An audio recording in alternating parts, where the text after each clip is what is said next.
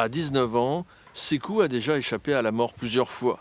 Il n'a que 16 ans lorsqu'il quitte la Guinée, orphelin de père et de mère, pour entreprendre un voyage de plusieurs milliers de kilomètres, sans se douter des périls encourus. Quand tu es là-bas, au départ, tu ne connais rien. Mais une fois que tu vas être sur le terrain maintenant, il y a des choses que tu vas avoir des difficultés. Tu vas dire maintenant, si je savais, je n'allais pas sortir. D'où le titre du livre « Le chemin, si je savais ». Le jeune homme écrit cet ouvrage pour faire connaître tous les obstacles qui attendent les candidats à l'exil. Avec son coup de crayon, il pense d'abord réaliser une bande dessinée, puis les mots s'enchaînent pour retracer un parcours qui durera plus d'une année.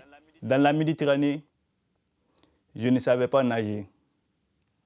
Dans la Méditerranée, on ne se voyait plus. Seulement des cris et des sifflements pour savoir qui était en vie. Dans la Méditerranée, à un moment donné, je n'ai plus entendu des cris. Cette nuit-là, sur les 29 personnes à bord de l'embarcation, il n'y aura que 7 rescapés. Arrivé à Toulouse, il n'obtient pas le statut de mineur isolé. Pendant un an, il partage le squat de l'université Paul Sabatier. C'est à cette époque qu'il fait la connaissance de Nathalie.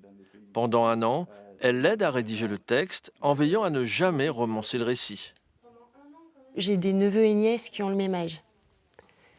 Là, quand on rencontre vraiment quelqu'un et qu'on lit ce qu'il a traversé, qu'on lit ses paroles, son parcours, et qu'on pense à ses propres neveux et nièces,